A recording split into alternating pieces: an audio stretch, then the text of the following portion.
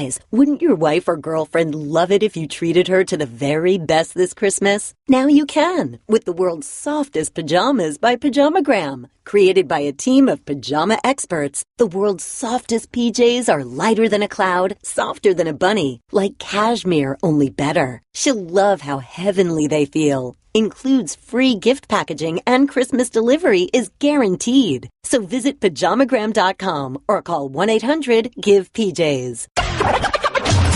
This is the Stephen A. Smith Show podcast. I'm Stephen A. Good afternoon, everybody. Welcome to the latest edition of the Stephen A. Smith Show, coming at you as I love to do every weekday over the airwaves of ESPN Radio. It's 98.7 FM New York City. That's 710 ESPN LA, and of course nationwide over the airwaves of ESPN Radio, Sirius XM style. Channel 80. Number to call up as always is 866-729-3776. That's 866-729-ESPN, 866-SAY-ESPN. Sound a little bit different. My apologies. Got a scratchy throat, one of them sinus infections, mucus in your throat. Your throat is scratchy and dry and all of that other stuff. But I'm here, at least for today. Don't quote me on tomorrow. Just hang with me today, please. Lots of stuff to get into today.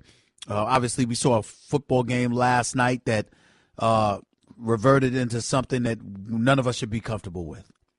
A lot of cheap shots, unnecessary violence being exacted against one another. This is what the Pittsburgh Steelers going up against the Cincinnati Bengals has come to. We'll discuss that as the show progresses today and what kind of hammer, if any, that the National Football League should bring down upon any of those players. Leoka, his headshot on Antonio Brown.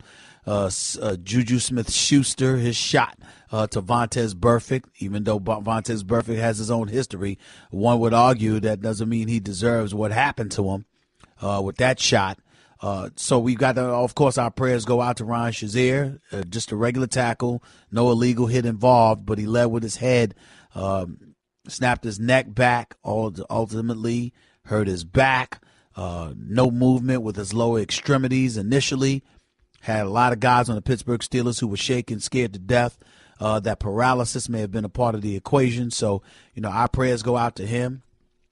He was in a hospital last night in Cincinnati. They're talking about relocating him back to Pittsburgh. If they got to that point, then obviously it would be one of those situations they felt comfortable enough to move him, which speaks to how well he may have been doing. We'll get into all of that plus a little bit more about Eli Manning in just a second. But I wanted to go a bit macro here in terms of, not just local subjects or what have you, but the kind of stuff that resonates nationally, the kind of stuff that resonates in anybody's home, the kind of stuff that's relatable to anybody, whether you're black, white, Latino, Asian, Native American, Jewish, Gentile, Protestant, it doesn't matter. When you're talking about situations similar to what's going on with LaVar Ball and pulling his son, LeAngelo, out of UCLA, it speaks to a lot of different issues. For me personally, let me be on the record stating this. I don't like it one bit. I really, really don't. I don't like it because I don't think it's the right decision. I don't like it because I don't like the notion of a father pulling their child out of school because he doesn't like how his son is being treated. I can understand that on its premise. Of course, a father should have that kind of influence.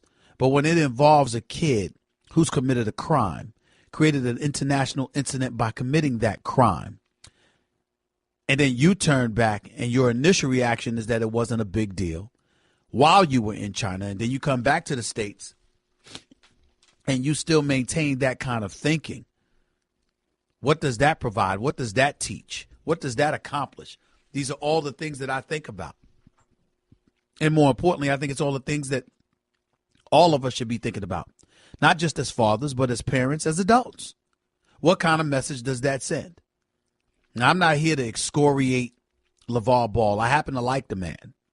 I disagree with this particular decision, but I'm not going to go beyond the pale like so many other people and just do everything that I can to vilify this man. I'm not going to do that. What I will tell you, however, is that I don't like it one bit. First of all, we have to understand that in the day and age that we live in, everything you do, folks are looking to emulate it. So you've got parents out there who want to live vicariously through their children, like some would accuse LaVar Ball of doing with his children as we speak. Here's the difference. You ain't LaVar Ball. You don't have a son who started UCLA as a freshman and is now the point guard for the Los Angeles Lakers. You don't have a second son who was good enough to make the roster at UCLA. You don't have that. You don't have the kind of sons with the necessary athletic ability where even if he's wrong, he gets to bloviate about how all three of them are going to end up being members of the Los Angeles Lakers. You don't have all of that. And so to send that kind of message, although he's not responsible for what other parents are thinking, and everybody doesn't have to be a role model, it just to me, it just smells. It sends the bad message. I'm not getting my way, so guess what? I'm going to make this call for my son. My son is loyal to me. Those are the words that he used. So in other words, if LiAngelo said, Daddy, I really, really want to stay at UCLA, I don't want to leave school. You trying to tell me as a father you're going to be telling him he's disloyal to you because he doesn't agree with your decision? When everything about LaVar Ball reeks of independence, being an independent thinker, suddenly your son, your seed, your flesh and blood exercises the same kind of characteristic, and you're going to attach loyalty or lack thereof to that? I don't like that one bit. Point number one, I think that's important to say. Let's go a step further. Do we know definitively that this is the decision that LiAngelo wants his daddy to make? Because I don't know who y'all have been watching, but every time I see LaVar Ball around his kids, I don't see kids that would be willing to disagree with their daddy. Of course you love him. Of course you respect him. Of course you appreciate the upbringing that he provided and the way that he took care of you. All of those things are incredibly important. But in the end, making your own decision does matter. Because LaVar Ball can't pull LiAngelo out of UCLA. LiAngelo has to make that call himself. LaVar doesn't have the power to do that. At least legally, LiAngelo has to do that. But a bigger issue here is what Bill Plaschke wrote in the Los Angeles Times today. And that is UCLA's probably saying good riddance. UCLA's probably ready to throw a party. I'm paraphrasing, but that's essentially what he's saying. Because if you're UCLA, why do you want to deal with all of this noise? And speaking of noise, why is that relevant? Because just the other day, LaVar Ball is talking about how Coach Luke Walton and the Lakers aren't coaching his son tough enough, and Lonzo. He also talked about the game that they lost the other night, where he pointed out how Brandon Ingram didn't get rid of the ball soon enough and give it to his son. Now, Lonzo may be adult enough, big enough, seasoned enough, etc., to handle that with class, to handle it by shrugging it off right off his shoulders and his back. But LaVar Ball then raised Brandon Ingram and the other guys on the Los Angeles Lakers. If he starts talking about them to elevate his son, how are they going to absorb that? I mean, should Magic Johnson sit this man down and have a conversation with him? I don't even think Magic Johnson can shut him up. So, ladies and gentlemen, we have a problem. And I don't know how you get around that. Now, there are some people that sit up there and they talk about how LaVar Ball is independent and the NCAA exploits kids. What's wrong with him exploiting his own kid? And the NCAA makes money off of his kid. Why can't he? And the NBA is going to make money off of his son. Why can't he? Blah, blah, blah, blah, blah. Can we deal with the real world, please? When you don't have your way, most people don't get to take their ball and go home, figuratively speaking. The way LaVar Ball literally did that during the Summer League by yanking his team off the court because he didn't like officials, particularly one female official who he said wasn't ready. These are the kind of things that end up working against you. And these are the kind of things I'm fearful will end up working against LaVar Ball. There's a lot to talk about today with Eli Manning and the New York Giants, with last night's Steelers-Bengals game, with the NFL, and how it's monitored safety issues so stringently over the last few years and how everything was justified watching one night of football. There's a whole bunch of stuff to get into today, including the Golden State Warriors. 6 ejections, 18 technical fouls, leading the NFL, the NBA rather, in both categories. Oh, there's a lot to talk about today. But LaVar Ball is what's resonating. Everybody in social media and beyond has been talking about it because they know this transcends him and his sons. It's about a parent potentially going too far. What's the line? Particularly in this day and age. 866-729-ESPN. It's 866-SAY-ESPN. Back with your calls and more in a minute. We got a lot of this talking to do. A lot to discuss. Don't touch that dial. You're listening live to the Stephen A. Smith Show, ESPN Radio. Give Stephen A. piece of your mind. He is sorry. Call him weekdays from 1 till 3 Eastern. I mean, just trash. At 866-729-3776. Computer, execute 12.4p operation. Optimizing algorithm. Running encryption packet alpha. Night. Oh, I don't feel so good. What is it, computer? Is it hot in here? It feels hot in here. I feel a little clammy. I should lie down or something. A computer with a virus? Surprising. What's not surprising? How much you could save by switching to Geico. Those oysters Rockefeller were a mistake. Geico. 15 minutes could save you 15% or more. You're listening to the Stephen A. Smith Show podcast. Already said, okay, he made a bad mistake. We're going to drop the charges. That's the punishment they gave him. Now we over here. We got to serve some more punishment? What is the loan process for? We only went to UCLA, one and done, to play basketball. I ain't got no fallback plan, because if I got a fallback plan, that means I'm going 80% this way and 20% to my fallback. I'm 100 in, so I never get stopped. I'm going to get Jello in shape. I'm going to work him out. We're going to do some other things, and he's going to be headed to the NBA. All these boys are going to get on the Lakers. Watch how I do this. And people are going to look up and they say, wow, how'd they all get on the Lakers? I'm not going to lie. He sounds crazy. He really, really does. Because if you got his son, Lonzo, what do you need the other two for? Okay? So all of them being on the Lakers, I'm not buying that one bit. And obviously one can make the argument that all of us are suckers because we're giving LaVar Ball the attention he craves. I don't fall into that thinking. You know, I remember my man Mike Wilbon, who I love dearly and I've admired and looked up to for many, many years, but that doesn't mean I can't respectfully disagree. From time to time, they talking about LaVar Ball as like malpractice. Golick never used those words as far as I recall, Mike Golick, but he did allude to it before. Well, the people decide. You know, a lot of people want to talk about LaVar. So guess what? We're in the news business, and he's a news maker, at least at this juncture, regardless of how we want to look at it. And, you know, that's how you resonate with folks, by talking about the things that they want to talk about. And so I don't like what I'm seeing from LaVar right now. I don't like this. I don't like pulling your son out of school.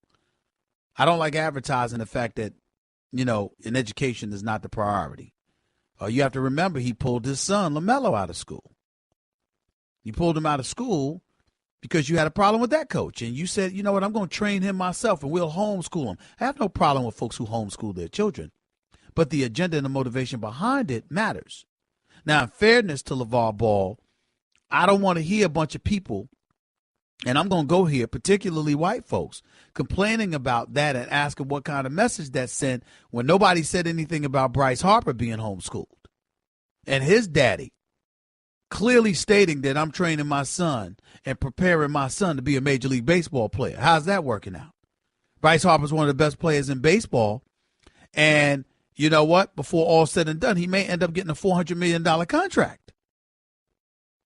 So let's be careful about denigrating LaVar Ball, but, you know, we ain't have anything to say when Bryce Harper and other folks who have been homeschooled in their lifetimes did the same thing. It's just that LaVar Ball is far more loquacious, far more obnoxious, and from an imagery perspective, you just wish he piped it down and just handled things a bit more subtly. Having said all of that, to me, that has nothing to do with him taking LiAngelo out of UCLA. If LiAngelo is not leaving UCLA because LaVar Ball thinks that he could do a better job of training than Steve Alford in the UCLA basketball program. LaVar Ball pulled his son out of school because LaVar Ball doesn't want his son being held accountable for his behavior over there in China. And in fairness to the Balls, we ain't talking about the other two individuals that were with him that were teammates. Nobody's talking about their family and how we got to hold them accountable. But UCLA hasn't let any of them play, which means that it's equal and fair treatment that they're receiving.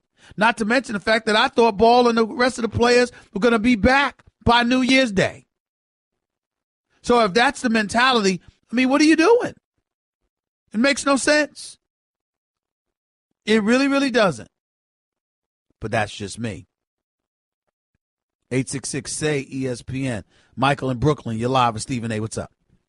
Hey, Stephen A., I'm glad you let me on your show. I appreciate it. I got 2 points to make. One is I think we're missing the point here. LaVar Ball is taking his son out of school, and he's missing what's most valuable in college is the education. What he should have said was, okay, my son's going to sit out for the whole year, or whatever time his play may be, but he's going to sit on the bench and study his work, because what's most important is his education. They never talk about that. All they talk about is his basketball skills. One injury and you're out. Your career is done. But the education lasts a lifetime. And he's missing that point. Nobody's ever mentioned that. None of the sportscasters, none of the newscasters mentioned that his son is missing a valuable education. And for him to be... Well, all right. We heard your point. Make your other point. Because we my all other know point that. is, I don't know if you remember me, but if you think about it, about 7 years ago, me and you had a car accident at the New Jersey Turnpike going to Brooklyn. You remember me now? I do not. I had a gray Cadillac, and you had a black SUV, and you sideswiped me at the Jersey Side Harlem Tunnel. You remember that? Hell no. I sideswiped you. You got the wrong. Goodbye. Have a nice day. Never sideswiped nobody in the New Jersey Turnpike or at a tunnel. That's a lie. Goodbye. John in Hoboken, you're live with Stephen A. What's up?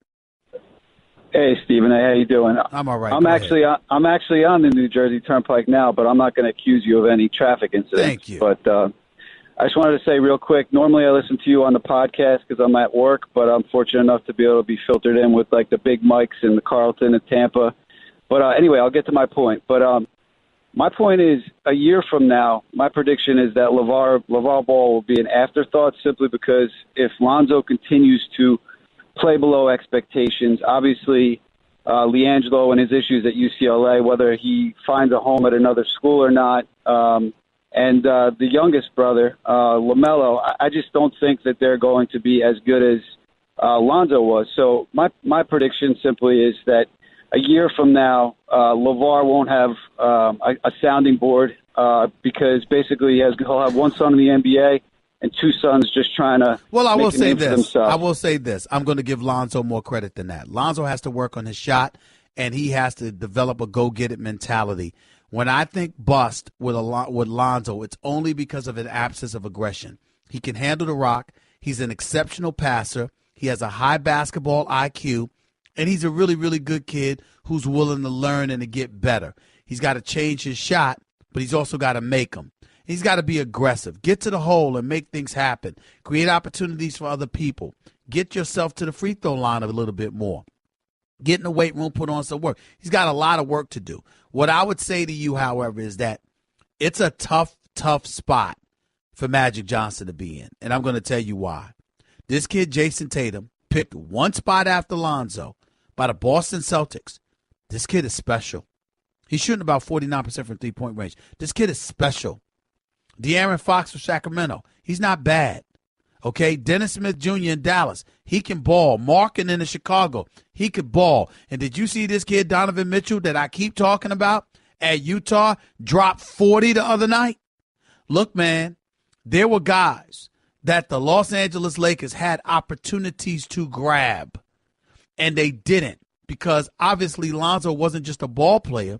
He was a local product. Chino Hills starred at UCLA, and as a result, Magic Johnson making that business decision because Jerry Buss was so abominable, so awful, that you didn't just have to make, a good basketball decision. You had to make a good business decision. Inspire folks to spend their money to walk through the turnstiles to see whoever you drafted play. But Lonzo's got to step it up and be doing everything that he can to live up to that number 2 overall billing. Otherwise, he ain't the only one that's going to go down. Magic's going to go down with him, and that's what I don't want. Yeah, and real quick, Stephen A., I totally agree with you. Lonzo seems like a good kid.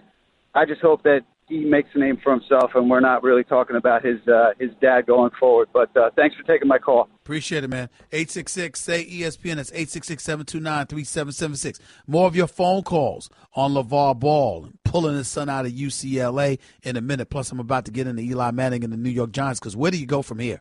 Where do you go from here? He's back in the starting lineup. The coach and the GM are gone. Where do you go from here if you're Eli Manning? Do you stay put and look forward to a new regime? Or do you say, get me the hell up out of here and send me to Jacksonville or Denver? All that and more coming up right here on the Stephen A. Smith Show, ESPN Radio. Guess what? You're in the middle of the Stephen A. Smith Show podcast. Damn it, I mean it. Yeah. Coming from where I'm from. Yeah. 32 minutes past hour number 1 back here in the Stephen A. Smith Show, ESPN Radio. Again, I'm sounding a bit under the weather because I am. Sinus infection, scratchy throat, and all of that stuff, but I'll be better. I promise you that. I ain't going the rest of the week like this. By the way, I got to call this fight Saturday night at Madison Square Garden. Lomachenko versus Rigondeaux. Rigondeaux. I got to check the correct pronunciation for his name. That's a big-time lightweight fight. Can't wait to do it. That's ESPN in concert with Top Rank, doing big business in the boxing world. 866-729-ESPN. That's 866-SAY-ESPN. Before I get back to the calls, obviously on this show yesterday, we carried the press conference of John Mara, owner for the New York Giants, hours after they unceremoniously dismissed GM Jerry Reese, along with Coach Ben McAdoo, with 4 games left in the regular season. First time the New York Giants have done such a thing since 1976. First time they find themselves looking for a head coach and a general manager at the same time since 1979. This is an organization that, outside of the New England Patriots, have won more Super Bowls than anybody in the National Football League over the last 31 years. But this is what their situation is. And as a result, you got a lot of people that are speculating about a lot of different things. I think our colleague here at ESPN, Louis Riddick, would make an exceptional executive. I hope that he gets a look. I think about coaches who are accomplished. I remember Will Cain came on First Take this morning mentioning Jim Harbaugh. I don't want to hear Jim Harbaugh's name in this particular situation. Fix Michigan first, okay? What I want to hear is Nick Saban. And for those that think I'm crazy, let me say this to you. Nick Saban, 130-20. 130-20 in his 11-plus years at Alabama. 130-20. That's an 86% winning percentage. Yes, he's old school, about 65 years of age. Don't play. Doesn't take any nonsense whatsoever. In today's generation of NFL players, that's kind of what you need. It's kind of what you need. What did we lament about Ben McAdoo? He was scared to deal with Odell Beckham Jr. Could you imagine somebody the week of a playoff game, even on their off day, going to South Beach to hang with the fellas, taking pictures of yourselves half naked on a boat? On that Monday, albeit an off day, that Monday, before you're scheduled to play the Green Bay Packers in a playoff game that Sunday? Could you imagine somebody on any Nick Saban team doing something like that? Somebody on any Bill Belichick team doing something like that? Maybe I'm wrong about that, because with New England Patriots, you never know. Somebody might have went. I don't know. Remember one time Tony Romo went on a little vacation to Mexico. I guess it's possible, but I just find that to be highly unlikely. I just do. Having said all of that, I think the real question for the New York Giants is, where do they go next with Eli Manning? He's back in the starting lineup. His 210-game winning streak his consecutive starting streak has been ended. So because of that, you've got some people walking around thinking that's what the Giants wanted on purpose. So they have to concern themselves with that if they decided to move in a different direction, blah, blah, blah. All right, maybe. I doubt it, though. But if I'm the New York Giants, what I'm looking at now is, what am I going to do with him? I need to convince him to want to stay. Because whether you go out and you draft Josh Rosen or Sam Darnold or anybody else, Baker Mayfield or whomever that you're in a position to grab, guess what? Chances are they ain't going to be ready to go from day one. They're not going to be ready. They're going to need some assistance. They're going to need some time, which means you're going to need Eli to hold down the fort. Now, if I'm Eli after this season, I want to get the hell up out of here. I know that Denver's a playoff team with Eli Manning. And so is Jacksonville. That's what I'm thinking. Excuse me. 866-729-3776. 866-SAY-ESPN. To the phones we go. Back to the phones we go. JP in Brooklyn, the floor is yours. Go ahead. Hey, what's up, Steve? Thanks for having me. I was listening to, I always listen to your show. However, after your show, the Michael K. show comes on, and I was listening to what Steve Young had to say about Eli Manning. Steve Young said, in order for Eli Manning to be good, we need entirely too much. We need a top 5 defense. We need a wall in front of him blocking for him. We need receivers. We need a serious running game. A serious running game. Hold on, JP. Let me interrupt you for a second. I want to be on the record saying I respectfully disagree. Because when Eli Manning won Super Bowls, they didn't have a few of those things. Let's keep that in mind. There was no stout running game. There was no stout offensive line. So some of those things you absolutely need, and Steve Young is absolutely right. He's more qualified than I'll ever be to discuss that. But I don't think that based on what you're telling me, because I didn't hear him say that, I don't think you're painting a completely accurate picture that Eli Manning needs everything, because he's won specifically without having everything. We've seen it. But go ahead. Hey, Smith, we did have a very, very good running game, in both Super Bowls. We had all of our Super Bowls. We had a very good running game. That last Super Bowl we won, we had a very good running game. With Lamar Bradshaw and those boys? Yeah, not just Bradshaw. How about the other dude? The big, I forgot his name. He's big. It'll come to me. Go ahead. We had a very good running game. We had a top 5 defense. Brandon Ingram, you're talking about? Brandon Jacobs. You're talking about Brandon Jacobs. Yeah. Brandon Jacobs, exactly. Brandon Jacobs. He was a lot better than anything we have right now. Well, that ain't saying much. That's like being. Do you realize that the year the Giants won the Super Bowl, they ranked dead last in their rushing attack? They had the 32nd ranked rushing attack in the entire NFL. Did you know that? Look, Steven, we need too much for Eli. The league has moved away. The league has moved away from the pocket quarterback. Those things are dinosaurs. We need to. Well, I'm not hearing anybody refuting that. JP, nobody is knocking that. What we're saying is that we were just addressing the point that Steve Young tried to make. Now, the first time they won the Super Bowl back in 2007, they had the 4th ranked rushing attack.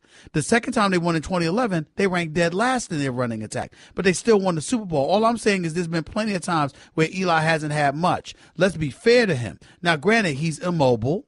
Obviously, he needs a little bit too much. We need a mobile quarterback, a dual threat at the quarterback position. Some would say when you're looking at the New York Giants, we get all of that. All I'm saying is let's not just act like this dude is some scrub or this dude can't throw the football. Eli Manning can throw the football. He can make big throws. He can go on the road and win big games. We have to at least give him that. That's all I'm saying.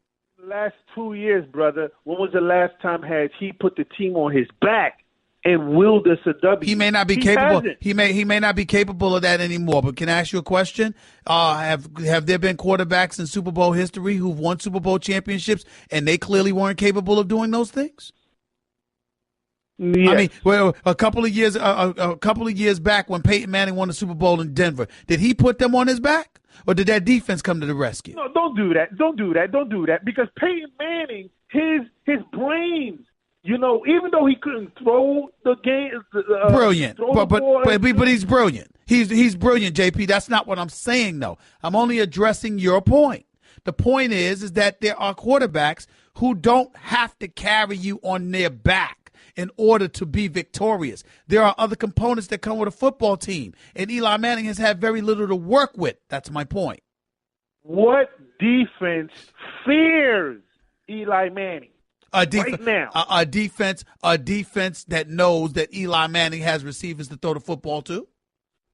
Come on. We was 0-5. We had everything, and nobody feared him. This team was not the same. They came into camp ill-prepared. All they had was OBJ. Brandon Marshall wasn't the same. Sterling Shepard wasn't the same. Your offensive line was in shatters. You had no running game to speak of. That is a fact. I'll leave you with this, Stephen A. Smith. Go ahead. Excuses are tools of the incompetence you use to build monuments of nothingness. This is where we at. We are with nothing because we keep making excuses. We're not making excuses. Last time I checked, those were facts. You're acting like I'm saying Eli Manning is a star. I'm not saying that. I'm not doing anything like that. I'm just saying you're pointing to Eli like, okay, let's replace Eli and all the problems will be resolved. Another quarterback, is it going to resolve that defense? Another quarterback, is it going to fix that offensive line? Is it going to fix that running game? Give me Teddy Bridgewater. Don't give me no fake quarterback. Teddy Bridgewater, goodbye, JP. JP, you annoyed me. Have a nice day. I'll talk to you another day. You just said Teddy Bridgewater. I'm not talking to you. You have no credibility right now. You just said Teddy Bridgewater. That's what we need to give. Teddy Bridgewater. That's your saving grace. Stop it. Just stop it. 866-729-3776. More of the Stephen A. Smith Show on ESPN Radio in a minute. Teddy Bridgewater. Oh, please. Want to be a part of the show? Hit Stephen A. up weekdays from 1 to 3 Eastern at 866-729-3776. Guess what? You're in the middle of the Stephen A. Smith Show podcast. Damn it, I mean it! Worry. I have every intention of getting into what we witnessed last night. Violence in the NFL. Is it out of control? We'll touch on all of that in hour number 2. Stick around. Listening live to the Stephen A. Smith Show, ESPN Radio. Let's get back to the phones at 866-SAY-ESPN. That's 866-729-3776. Jeter in L.A. You're live with Stephen A. Talk to me. Hey, Stephen A., how you doing? I'm all right. Go ahead. Good. A couple things. Number one, probably the happiest guy in the world is Steve Alford. Mm-hmm. That's what Bill Plaschke wrote essentially today. The great Bill Plaschke for the L.A. Times. That's what he wrote today. Yeah, they got to be happy about that. Number two is, it's very sad. I know that the father really looks after the kids and everything. Mm-hmm. But reality, he is putting so much pressure on them. And you look at Lonzo, he's like deer in the headlights, big time. Yeah. And I predict that Magic and Palenque will not put on it. They'll give him 2 years, and I think he'll be traded out of here. Well, if he doesn't show up and produce, sure. I definitely think it's possible, but I just think that just imagine what the Lakers are going to have to go through over that same time period if Lonzo doesn't step up. You would think that when you have a father that deposit checks, he's looking for you to cash, that you'll be more aggressive. That's been my biggest thing with Lonzo, the aggression. I want him more aggressive, but I'm not going to lose faith in this kid. He's a wonderful, wonderful kid. He has an incredible basketball IQ. His passing ability cannot be questioned. I just want to see him be a bit aggressive. I want to see him embrace Showtime. And one of the things that I think that hasn't been mentioned enough, Jeter, but I'll mention it here. If you recall correctly, years ago, 1979, 1980, I believe, the Los Angeles Lakers had a decision to make. It was going to be Irvin Magic Johnson or, I believe, Junior Bridgman. The Milwaukee Bucks had the number 2 overall pick. The Lakers had number 1. Irvin Magic Johnson was coming out of Michigan State in the draft, fresh out for winning the national championship. If you remember, Jeter, Junior Bridgman was a pretty damn good basketball player. Don't you remember that? Yeah. But he wasn't Showtime. He didn't have that magnetic smile. He didn't have the ability to push the ball up the court and just pass the ball the way that he passed the ball. He was something. Magic Johnson was something special to behold. Junior Bridgman was an all-star. He could ball. We all knew this about him. But at the end of the day, he had one problem, and one problem only. He was not Irvin Magic Johnson, and that was the difference. And what I'm saying to you is that if you are Lonzo Ball, that's what you got to think about. That's what has to matter to you, and that is my concern. You're the number 2 overall pick. You're the number 2 overall pick. And I'm sorry. I mean, it might not have been Junior Bridgman. I forgot who it was. But it was somebody that was drafted directly after Magic Johnson. And their only problem is that they wasn't Showtime. Period. And that's what I think we need to think about here. They're trying to do Showtime, but reality is they don't have the ball players for that. I got you. They don't have it yet, but I gotta be fair and be fair where it's due. Let me tell you something right now, my man. The Los Angeles Lakers have some decent young talent. Kuzma can play. He can play flat out. Let's get that out the way right now. This brother's something special. He can play, and he's going to be special. I'm very, very pleased with what I have seen from Julius Randle coming off the bench. Okay? I'm very, very pleased with that. Definitely so. So I look at stuff like that. By the way, I had that all wrong because it was Sidney Moncrief that ended up going to Milwaukee, number 5 in that 1979 draft, if I remember correctly. It was Sidney Moncrief that I was talking about, not Junior Bridgman. And David Greenwood was taking number 2. But everybody was talking about the Lakers needed a guard, and they went with Magic Johnson instead of Moncrief. Moncrief was a damn good basketball player, but he wasn't Showtime. And that is the difference. And that's what everybody has to pay attention to, particularly when it comes to Lonzo Ball, because that's what you're looking for. If you're like Magic Johnson and them didn't just draft this dude because he could play. They drafted him because he was out of UCLA. They drafted him because he has the potential to reinvigorate Showtime. And that is what you wanted to see from this man. That's what you wanted to see. Right. That's what you need to see now. I got to go, Jeet. I appreciate the call. Thank you so much. That's what you're looking for if you're ever Magic Johnson. You're looking for somebody to reignite Showtime. That's why Lonzo is in L.A. That's what we need him to do. Daddy or no daddy. Hour number 2 up next. Lots to get into. Don't touch that dial. Stephen A., ESPN Radio. That's just a sample of what you'll hear on the Stephen A. Smith Show. Weekdays at 1 p.m. Eastern on Sirius XM Channel 80 and the ESPN app. Guys, wouldn't your wife or girlfriend love it if you treated her to the very best this Christmas? Now you can, with the world's softest pajamas by Pajamagram. Created by a team of pajama experts, the world's softest PJs are lighter than a cloud, softer than a bunny, like cashmere, only better. She'll love how heavenly they feel. Includes free gift packaging and Christmas delivery is guaranteed. So visit pajamagram.com or call 1-800-GIVE-PJs. This is the Stephen A. Smith Show podcast. I'm Stephen A. Hour number 2 of the Stephen A. Smith Show here with you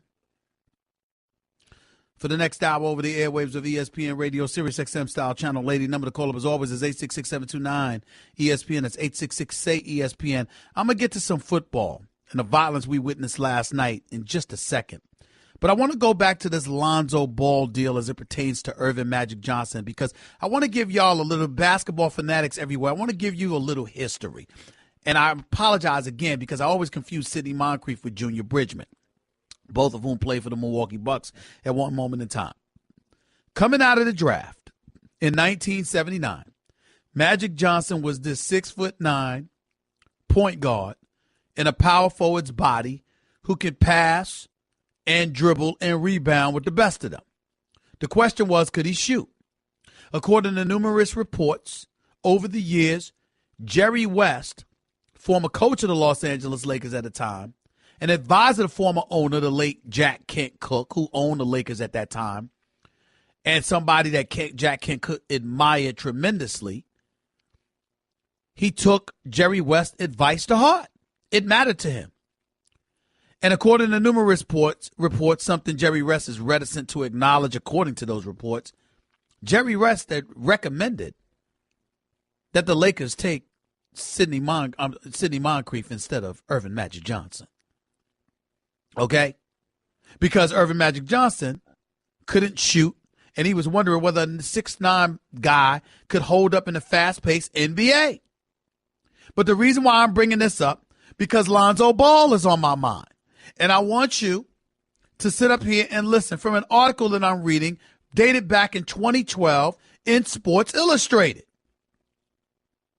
It talked about, in the weeks leading up to the 1979 NBA draft, the Lakers, owners of the first pick, were more torn than in the ensuing decades they'd ever let on. Excuse me. There were two magnificent college basketball players on their board, players with myriad skills, loaded resumes, and franchise-changing potential. One was a high-flying 6'4" guard out of the University of Arkansas named Sidney Moncrief. The other was a transformative 6'9" guard out of Michigan State named Earvin Johnson. People called him Magic. Moncrief was everything a pro team would want in a player. He was polished beyond polished, lightning quick, a dead-eyed shooter with a Walt Frazier-esque first step and an eagerness to play tenacious defense. The Los Angeles Times, Ted Green, compared him rightly to David Thompson. And I'm here to tell y'all, this is Stephen A. talking to you. That is a very accurate comparison. He was comparable to David Thompson. It says here, quote, he was a terrific basketball player since Paul Westhead, who would eventually coach the Lakers that season. You could watch Sidney Moncrief play and know he had all the tools, right? Then they went on to go and talk about Magic Johnson. And they talked about Jerry West debating the issue because he had already had Norm Nixon, a top-shelf point guard who had just averaged 17 points and 9 assists in just his second season in the NBA. The idea of two stars playing the same position made very little sense. But listen to this quote from Sidney Moncrief, which is something that a guy like Lonzo Ball should take into consideration, which is something that the New York Knicks could take into consideration with Ntilikina and his useless offensive self. He plays defense, but offensively, please. But listen to this quote from Moncrief. This is years later. Honestly, I didn't have a strong preference. Detroit, Chicago, Milwaukee, Los Angeles, New York all expressed interest, and only L.A. was warm. So I guess that was preferable. But really, I just wanted to be drafted.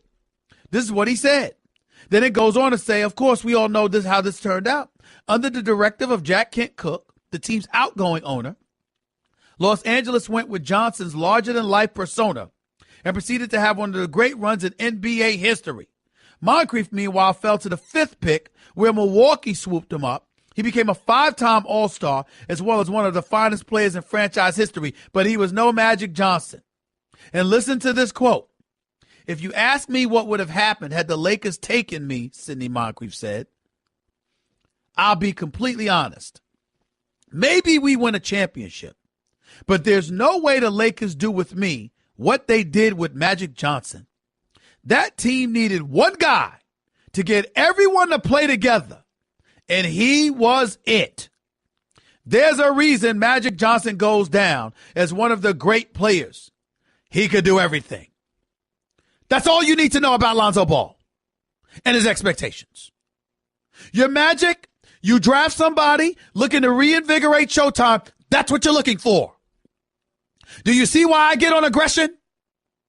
Do you see why I focus on the want it mentality?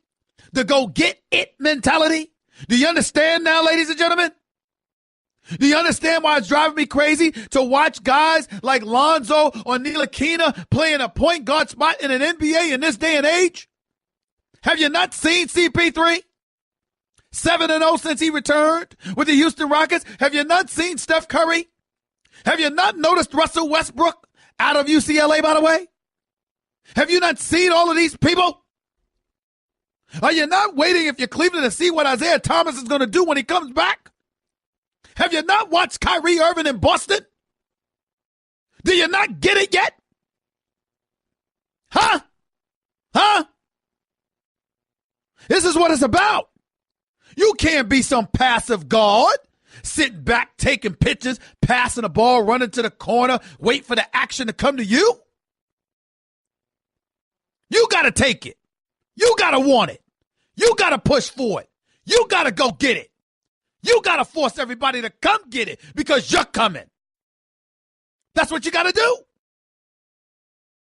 It ain't happening in New York. It ain't happening in L.A. It's happening in Boston. Chances are it's going to happen in Cleveland. It's going to happen in OKC. It's happening in Houston. It used to happen in Chicago when Derrick Rose was there. A healthy Derrick Rose. Game has changed. It's been modified to some degree, but we all know what the principle is. You're the point guard. You're the captain of the ship on the floor. There are expectations that come with that. You got to want it, especially if you're in L.A. or New York, top two markets in America. And in the case of Lonzo Ball, my God, it's L.A. It's Showtime. This is what it's all about. It's Tinseltown, baby. It's Hollywood. It's Rodeo Drive. It's Venice Beach. It's Melrose. What you think this is? You got to go get it.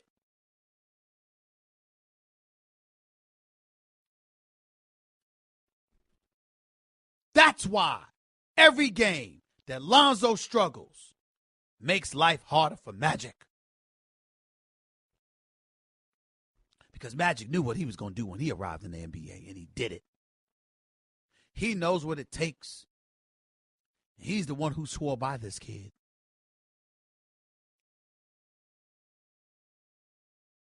That's the way it is, ladies and gentlemen.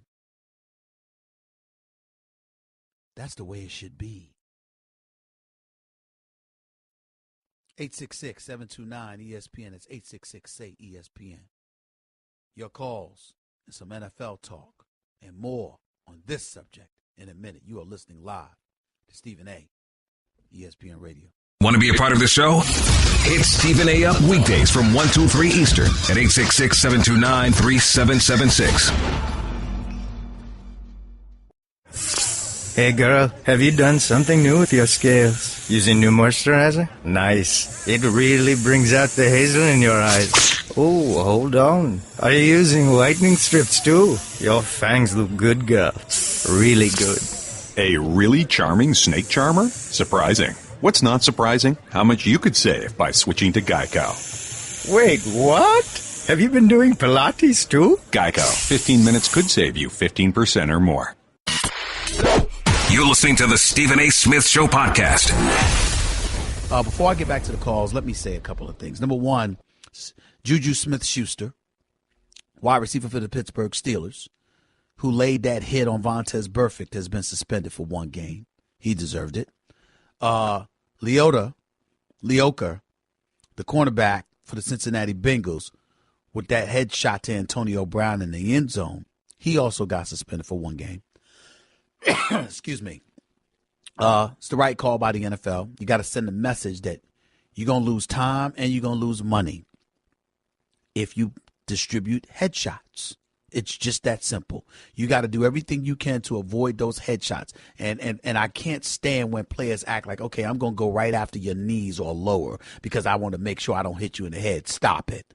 There's plenty of space from the head to the knee that you could hit without going for somebody's head or going to shatter somebody's leg and end their careers. It makes me sick when guys say stuff like that. That's just so stupid. And it's cruel. But it is what it is. They both deserve the 1-game suspension. It is what it is. It was very alarming to see the Steelers-Bengals game last night. As Big Ben Roethlisberger said, we play against the Baltimore Ravens. That's just hardcore AFC North football. Against the Bengals, it's a bit something different, to the point where even Mike Tomlin refused to get into it because he knows what time it is. It's an ugly, ugly situation. You could see him and Marvin Lewis shaking hands. There's no love lost between those guys, not from what I saw. And I can tell you right, and if you're Marvin Lewis, I mean, is it official yet? Should you be fired by now? The folks in Cincinnati, you don't understand? This will mark 15 years this man has been the head coach of this franchise and not one single playoff victory in that span. That's an embarrassment. And as a black man, I speak up on behalf of African Americans all the time, wishing that they get some of the opportunities they deserve. But I'm also going to get rid of those who deserve to be gotten rid of. I'm not saying that Marvin Lewis don't deserve to be a head coach somewhere. He damn sure should be out of Cincinnati. Should have been going years ago. Needs to be gone now. I don't know how many years I have to prove my point. Another season, another time he's going home. With the talent that he has, he's not the leader of men that you need him to be for that franchise. He needs to go. Plain and simple. But back to the game.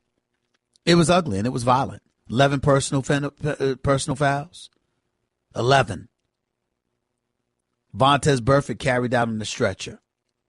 Antonio Brown headshot. Shazier, we're praying for him, but that was no illegal hit involvement. He just snapped his head back. He went in with his head all wrong, positioned wrong, and it tweaked his back a little bit, but there was no movement in his lower extremities, and guys were in panic mode because they thought he was paralyzed. So our prayers go out for him for full and healthy recovery. But anything that you were wondering about in terms of safety measures that the NFL felt compelled to enforce all of these years, the time for lamenting that stuff came to an end last night. You can't have guys playing like that. You can't have guys on a football field playing in a sport that already allows an alarming level of violence legally, and you still can't play within the rules with the latitude that you're getting, that you already have to inflict violence and punishment upon another human being. You still can't control yourself. You don't deserve our sympathy. You don't deserve our understanding. It's that alarming. It's that bad. I'll tell you what was even worse to me. Gronkowski having his suspension reduced to 1 game. Who the hell made that decision? They should be ashamed of themselves. Gronkowski's lucky he can get suspended for the rest of the season. Ladies and gentlemen, he's about 270 pounds. A defender considerably smaller than him defended against the pass, was holding a little bit, shoving a little bit, no doubt. Got away with it, frustrated Gronkowski. While on the ground, laying with his face towards the ground, Gronkowski came up behind him. He was laying down. Gronkowski was standing up. Gronkowski came up behind him, leading with his right elbow, and put the full weight of his 270-pound body on the back of this dude's neck, forcing him to be concussed. And all that was for 1 game? I like Gronkowski. He's a fun-loving dude. Should have been suspended a minimum of 3 games. Minimum. And I say, again, what I said yesterday, because I see, various publications and all of this stuff, pointing to what I said yesterday. Of course, the media in Boston's going to pick up on it, including WEEI, which is a fantastic, phenomenal radio station. They just got a couple of dudes that don't belong on the air, but that's a different subject for another day. Because they're always trying to get somebody instead of just doing their damn job. But the station is good with a lot of good people, a lot of good hosts as well. I ain't talking about everybody. But here's the deal. It's very, very interesting because you're gonna see people pointing to Tom Brady and his histrionics and theatrics on the sidelines with Josh McDaniels. Gronkowski in the penalty end. Stephen A. said, if they were black, they'd be treated differently. You're damn right I said it. I didn't stutter.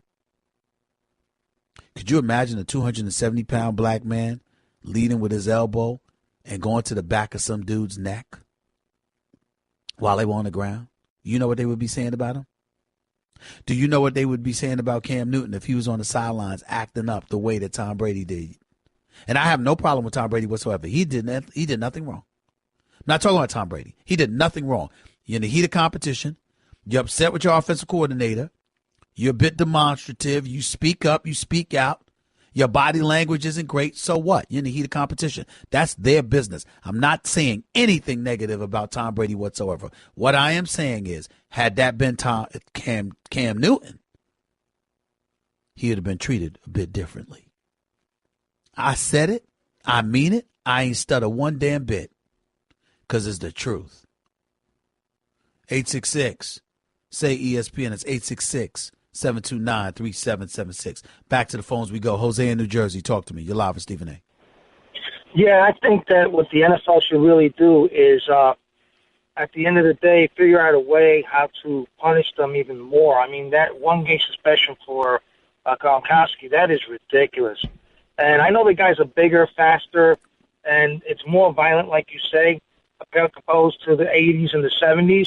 But these guys, at the end of their career, the NFL should provide some kind of medical insurance for these guys because they give so much and get so little when their career is over. And one quick thing on the Giants. I'm a Jet fan, but they have to keep Manning if they're going to get a rookie quarterback because it's baby steps, and it takes 3 to 4 years to get one of those college kids to start playing like a professional.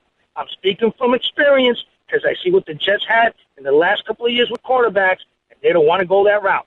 I got you. I appreciate the call, man. Thank you so much. 866-729-3776, 866-SAY-ESPN. On another note, according to NBC News, Russia has been banned from the 2018 Winter Olympics due to a doping scandal, but athletes can still compete as neutrals, whatever the hell that means. More of the Stephen A. Smith Show on ESPN Radio. Guess what? You're in the middle of the Stephen A. Smith Show podcast. Damn it, I mean it! Back to the phones we go, right here on the Stephen A. Smith Show, ESPN Radio, 866-SAY-ESPN. That's 866-729-3776. Al in Brooklyn, you're live with Stephen A. What's up? Hey, Stephen A. How you doing today? Sorry you're a little under the weather. Thank you, man. Go ahead. Yeah, I just wanted to make a comment on the LaVar Ball thing. I think he's really doing his sons a disservice.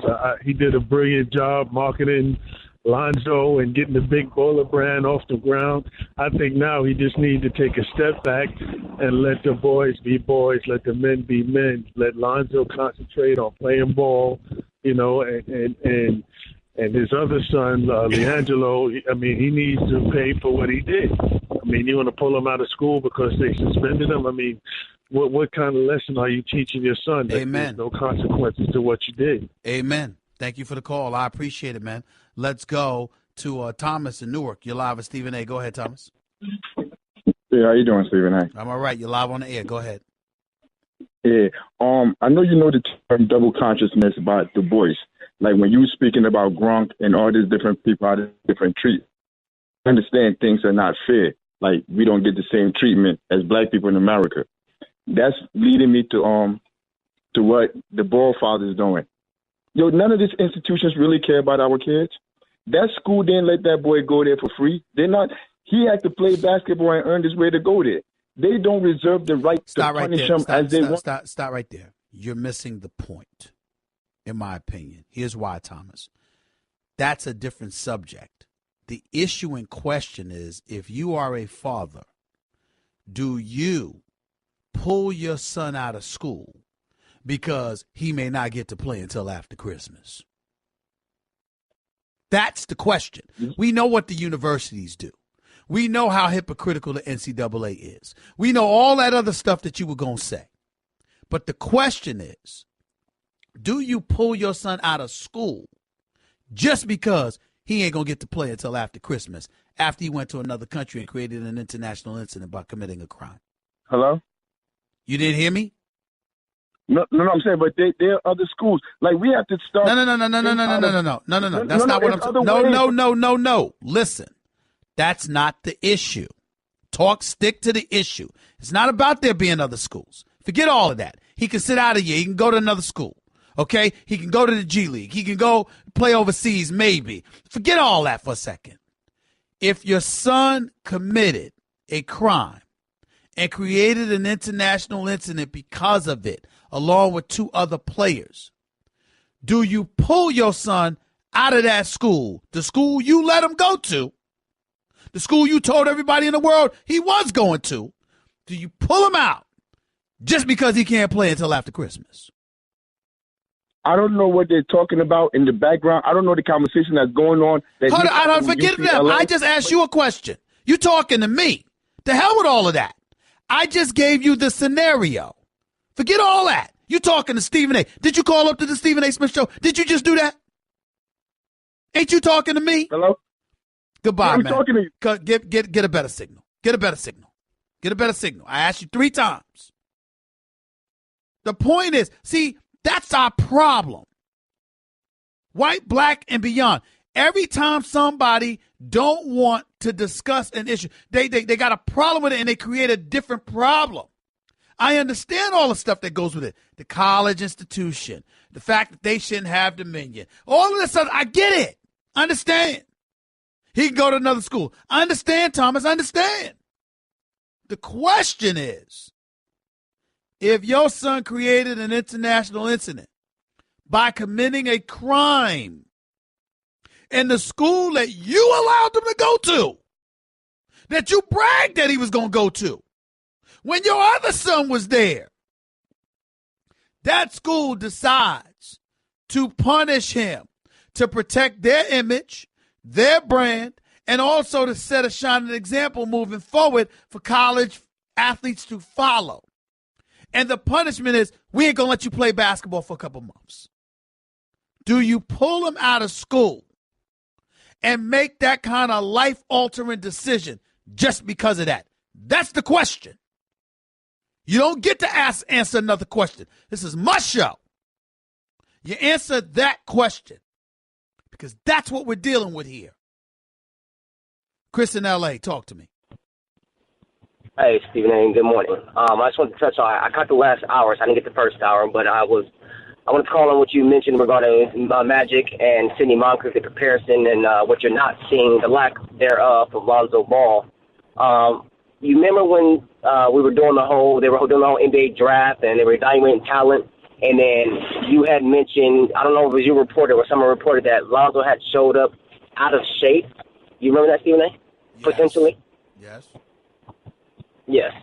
Okay, so that right there kind of shows me like the red flag, and it makes me step back and think, did Magic really evaluate talent, or was this to generate, I can't say revenue for the Lakers, because obviously we know the Lakers are probably the most expensive NBA franchise now, but... Well, they need revenue. Really they ain't Ballmer. They ain't billionaires, so they need revenue. Make no mistake about that. But go ahead. There were red flags, and now you see the lack thereof, and like you said, the aggression and all that good stuff, Stephen A. It just makes you step back and say, did Magic really do his homework on the guy? And I like Lonzo. He's not playing well. I get it. He's lacking aggression. I get all that stuff. But now it's time for us to take a step back and look at Pelinka and Magic, and like, you guys really evaluate the Tatums, the other guys who were coming out of the draft. Did we really step back and do that and do what's best for the Laker organization? Let's say this. It's not about whether or not they stepped back and did their homework. I don't think we need to question that about Magic. I think the question that Magic warrants with every passing day that Lonzo is struggling, while we're comparing him to the other picks that Magic and the Lakers passed on, the real question ain't about homework. It's about whether or not you made a basketball decision or you made a box office decision. That's the question for Magic Johnson. I agree 100%, Stephen. But my thing is, if he did make a business decision, it not just set the Lakers back for years. I mean, it can set us back for years, Stephen A. Yeah, it can set us back for years. That's why you asked the question. That's why you asked the question.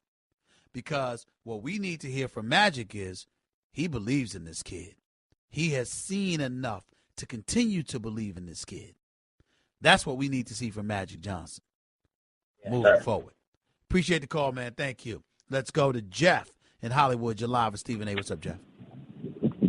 Hey, what up, Stephen A.? Mad love and respect, man. Thank you.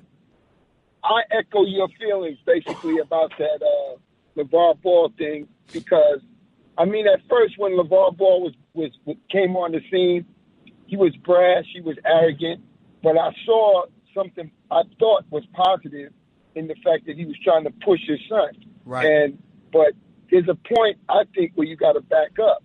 Now that he's in the NBA, you need to back up And with respect to the other son, I agree with you totally, man. It's like, what are you really trying to teach your son? Your son is like, oh, I could get away with doing this. It's okay to go somewhere to a foreign country and steal something. You know, I don't even think from a parent standpoint that he's really trying to teach his son the right thing. Because, I mean, hey, you've seen it a million times. These guys play basketball and other sports, but that's a small window of their life. They got to be able to do other things. And a college education, I don't care, is necessary. So for him not to have won his child, I mean, with Lonzo, he had a chance to play. So, okay, go. But this other guy, he needs to be in college. Well, listen, man, here's what it comes down to. The real problem with LaVar is that, you know, it's this mentality that, look, you're pulling your son out of school because he might not play till the new year. You're drastically altering his life because you're disgusted with how they're handling an immediate situation. What if LiAngelo comes out there in January, Steve Alford had put him on the court, and then LiAngelo starts balling for UCLA? Right. I mean, he's coming back. He might have been back 2 months before March Madness. Right. Why mess with that? Because you don't like something. Exactly. That's and too he's not much. teaching his son. And what is he teaching his son? When something gets difficult, just get disgusted and grab all your stuff and go home? That's not the right approach. There you go. Appreciate the call, man. Thank you. 866-729-3776. That's 866-SAY-ESPN. We'll close the show with your calls in a minute. You're listening live to Stephen A. on ESPN Radio. Guess what? You're in the middle of the Stephen A. Smith Show podcast. Damn it, I mean it! A few minutes left to go on the Stephen A. Smith Show, ESPN Radio. Let's get right to it. Get your points quick and succinctly. Don't do it, I will make you. Let's go to Billy in Long Island. You're live with Stephen A. Talk to me. What's up, Stephen A? I want to talk about Rob Gronkowski. I can't believe he got one game when he was with the Lions. He got suspended 2 games when he kicked that guy on the Green Bay lineman. Yep. He got suspended 2 games at least. And what Gronkowski did was despicable. He was even worse than that. Yeah, it's and I'm white, and that's just crazy. It's inconsistency on the part of the National Football League, and that's what they got to do a better job of, more so than anything else. But I appreciate the call, Billy. Thank you so much. Let's go to Calvin. You're live with Stephen A. Talk to me, Cal. Hey, Stephen A. I really believe that Lonzo Ball games has been overanalyzed, but mainly because of his dad. You know, point guard is the hardest position. You come out of college and try to come into the pros and play. Everybody can't be Isaiah Thomas. And people will say, well, Magic Johnson came out and he was great, but Magic Johnson came into a ready-made, experienced lineup. And all the people that Lonzo is leading are young people. So he's learning that position. I think he's going to be fine, and I don't think Magic missed on his evaluation at all. Calvin, I appreciate that synopsis, but let me say something to you here that's very, very important. We have to understand that Lonzo isn't being asked just to be a point guard. Lonzo is being asked to reinvigorate Showtime. See the difference? That's the problem with this. We have to understand the others have the license to just go out there and play ball. That's not Lonzo. You got to want Showtime. And it's one of those situations where I think analyzing and evaluating one's personality should play a tremendous factor in it as well. If I'm in New York, that's a different animal than Charlotte and North Carolina. If I'm in Charlotte, like, for example, let me give you a perfect example. You like this analogy, Cal? Are you ready for this? I'm ready. I'm in L.A., all right? And I'm a star. And I love just being out there. I want to be on the cover of GQ. I want to be in Playboy magazine. I want to be seen out with a different woman every night. You understand? That's L.A., all right, in some people's eyes anyway. The sunshine, the palm trees, and all of that other stuff. You get where I'm coming from, Calvin? Yeah, I get you. Hold on, let me finish. How would that work in Charlotte? Wouldn't be the same in Charlotte. The Bible Belt. You see where I'm going? I get all of that. There's something to be said. There's something to be said about the environment that you inherit when you arrive someplace. It matters, man. And if you got Lonzo, to me, LaVar Ball's personality inside his son would have been better suited for L.A., at least at this moment. I just believe that he will be all right in the long run. Him leading nothing but young men is part of his maturation that he has to go through to get to that point. I think you're right, Calvin, but I think you're right. But I think you got to be real about the question marks that come attached to the level of patience folks in Los Angeles will be willing to show him. That's all I'm saying. That time. All right, man. Appreciate the call. Bill in Queens, you're live with Stephen A. Go ahead. Good afternoon, Stephen. Thanks for taking my call. I was going to say something about Eli, but sticking with the topic of LaVar Ball, and to answer your question, the gentleman was beating around the bush. The correct answer as a father is no. You stay at UCLA. Everybody's watching. You screwed up. You fix it. And you let everybody know that you made a mistake and you're a man and you can pick yourself up and move forward. That's the correct answer. The son was willing to do it until her daddy yanked him out of school. My kid, if it was my kid, I'd be telling him you're staying in UCLA and you're going to let everybody know that you're a man, you made a mistake, everybody stumbles, you're going to pick yourself up and move forward. And you're going to stay at UCLA and fix it. I agree with you. I agree. Period. Appreciate the call. Rob in Philly, you're live with Stephen A. What's up, Rob? Thanks for taking the call, Stephen A. Real quick, with LaVar Ball, I agree with you totally. I think that he's not showing his son that he needs to be accountable and responsible. And I think that the lack of him accepting the consequences of his actions is something that is not a good precedent for him to set. Also, I have a quick question for you, man. Want to get your opinion on it. It's two-part. One, Kyrie Irving. One, do you think that his current team success is more of a product of him or the total sum of parts that are around him at this time? And I think it's him, and Brad Stevens is one hell of a coach, man. What a coach. Brad Stevens could coach his tail off. I think that has a lot to do with it. What's your second question? Second question is, do you view Kyrie Irving as a franchise player in the same vein and mention them in the same breath as Zeke and AI? Yes. I believe that. I believe at this point in time in his career, not when he was younger before LeBron arrived, but having been to 3 consecutive NBA finals, winning the championship, averaging 29 and 27 respectively in the 2 finals that he was a part of, closing the way that he does, hitting big-time shots and doing what he does, I do believe that Kyrie Irving has earned the right to be mentioned in the same breath as those brothers. He's got that kind of game. I appreciate the call. Let's go to Hakeem in Brooklyn. You're live with Stephen A. What's up? Hey, what's good? What's good? You're live on the air. You only got a minute. Make it happen. All right. Hey, listen, Stephen A., listen. I had a question about the Gronk situation. Didn't I just say you on the air? Go ahead. Ask. No, you did. You did. But I'm just saying, like, I just noticed that, like, a lot of the sports people aren't calling it a disgusting act as they did before with anybody else who might have did something that was a little foul during the game. Well, yeah, they did that. They did that, but I've done that because Gronk was wrong to do what he did. It was a disgusting act. As far as I'm concerned, he should have been suspended for more than 1 game. It should have been at least 3. But I appreciate the call. Thank you. Let's go to Jacob in Cali. You're live with Stephen A. What's up? Jacob. Bye, Jacob. Muhammad in L.A. Real quick. Go ahead. Hey, Stephen A., I just want to make a point about that Gronk suspension. I think the NFL personally just suspended him 1 game because they want him in that primetime matchup with the Steelers. What do you think about that? Good point.